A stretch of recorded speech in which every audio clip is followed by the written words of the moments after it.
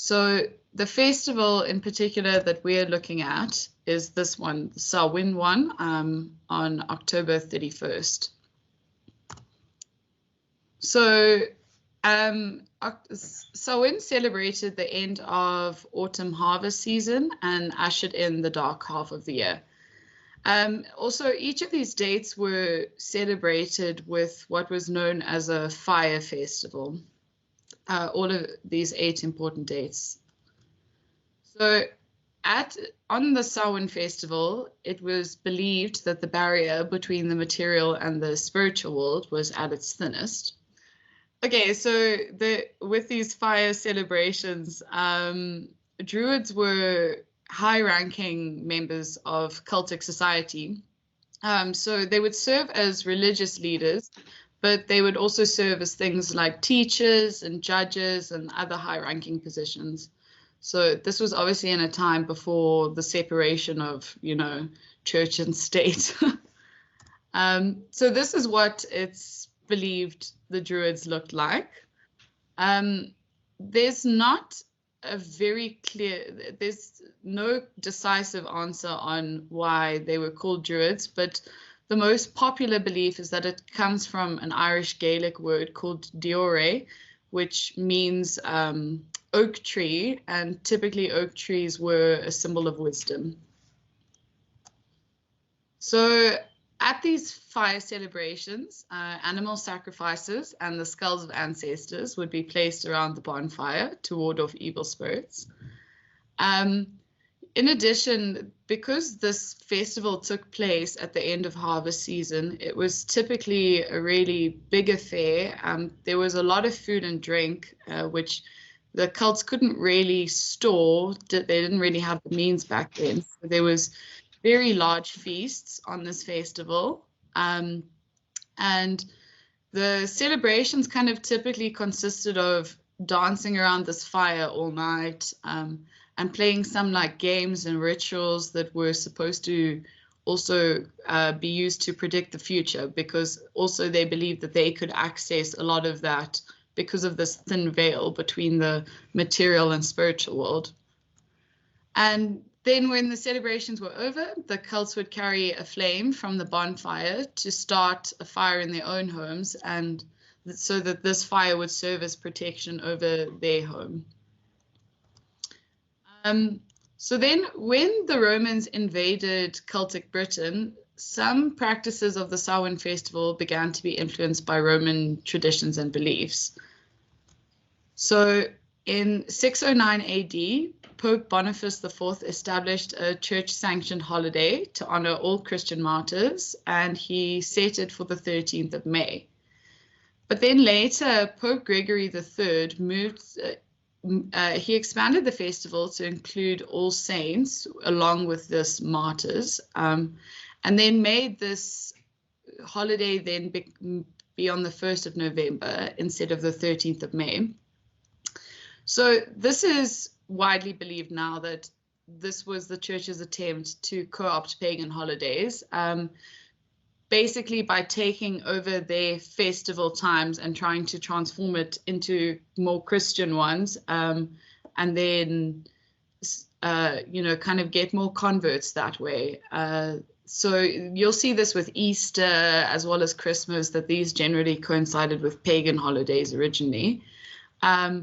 And so that's also why it's believed that this All Saints' Day was moved to around the time of Samhain, to try and also get more converts. So All Saints' Day celebration was also called All Hallows or All Hallows Mass.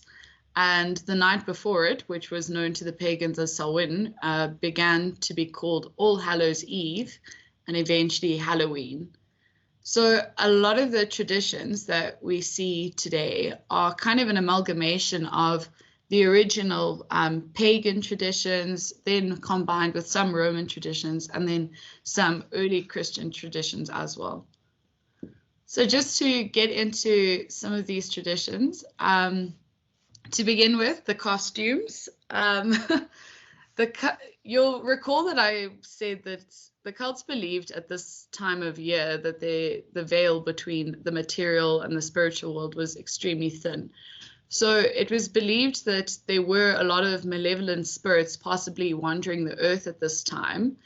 So the cults used to wear masks and animal skins, basically to try and disguise themselves as non-human. So they're supposed to be able to trick the spirits so that they could wander around freely and not come to any harm. And then leading on from that, the tradition of treats. So in the event that your costume did not work, it was believed that the spirits could be bribed if they did figure out that you were non-human. So cults took to carrying around treats in their pockets in case they encountered a spirit that they needed to bribe. And then later on, when more Christian traditions arose, poor children tended to go ask neighbors for treats on the Samhain festival. And in exchange, they would offer to pray for the neighbors' families to keep them safe. And then the final tradition, this one I really enjoyed. So the jack-o'-lantern, as we know it today, comes from a legend of a guy called Stingy Jack. So Jack repeatedly tricked and trapped the devil, and he agreed to set the devil free only on the condition that the devil would not claim Jack's soul when he dies. So he did a few things like he got the devil to turn into a silver coin and then placed the devil in his pocket alongside a cross so that the devil couldn't turn back into his original form. And each time he struck a bargain of saying, you can't take my soul for 1 year, then 10 years, and so on. So then Jack eventually did die in his deal time with the devil. So he was not allowed entry into heaven, being this devil deal-making guy that he was. But he also was not allowed into hell because of his deal. So he was cursed to wander the earth for eternity with nothing but a piece of burning coal. And he decided to place this burning coal inside a hollowed out turnip. So he basically had this turnip lantern, and he became known as Jack of the Lantern, or just Jack-o'-lantern. So the original Jack-o'-lanterns were actually made out of turnips, and so a face was carved out and then a candle placed inside. But when a lot of Irish people immigrated to America after the Great Potato Famine, they found that the pumpkins that were growing there were actually better suited to their jack-o'-lanterns than the turnips, and hence we have the jack-o'-lanterns as we know them today.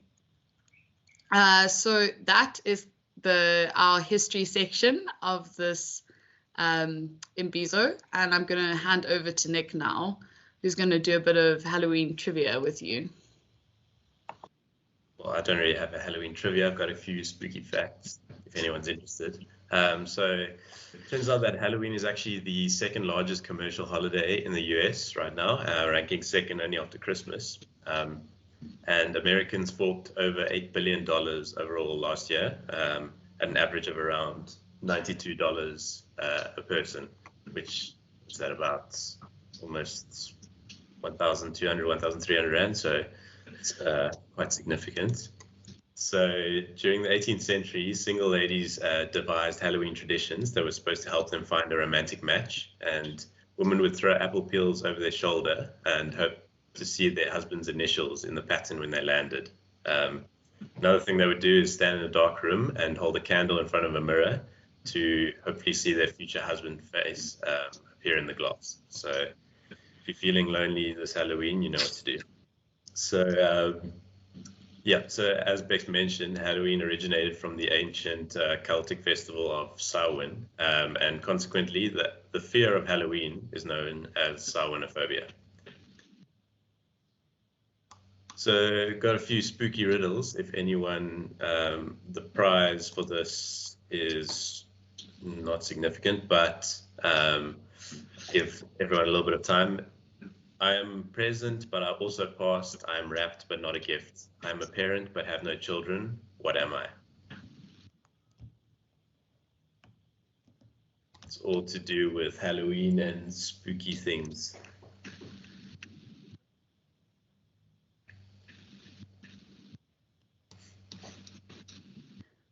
Paul Robeson? Yeah, Ash got it. It's it's a mummy. Second one. I'm tall when I'm young. I'm short when I'm old. And once a year, I make heavy pumpkins light. What am I? Are we allowed to say? Ash is beating you to it. Candle. Candle. Candle, yeah. That's Driving Ash's on a a roll contract. today. And the last one. The person who built it sold it. The person who bought it never used it. The person who used it never saw it. What is it? It's a coffin. Yeah, it's a coffin. Thank you, Mr. Maleta. So then, as to wrap up, I heard that a lot of the Riskworx team were struggling to really think of the best outfits to go out for as Halloween or their Halloween outfits. So myself and Bex decided to run a few of the consultant profile pictures through a lookalike generator and see what popped out. So I'd like to say it was very advanced, but it was the first free generator we could find. So enjoy. So Sylvia, to start off with, could easily pull off an Ellen DeGeneres. Oh. Whoa. Secondly, Kyle, if anyone guesses the celebrity beforehand, that will definitely be prize-worthy. But Kyle, Aziz Ansari, you can see distinct facial features here. Greg,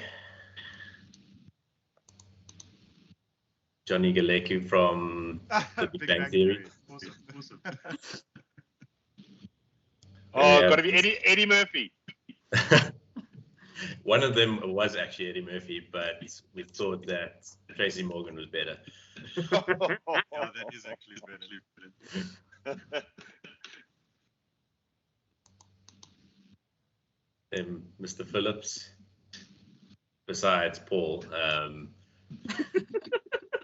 Alexis Sanchez, the footballer. I could see it. Yeah.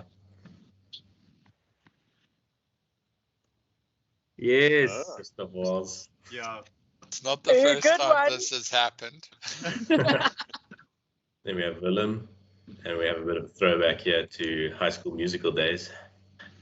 Ah. Oh, that's not a bad one, Philip.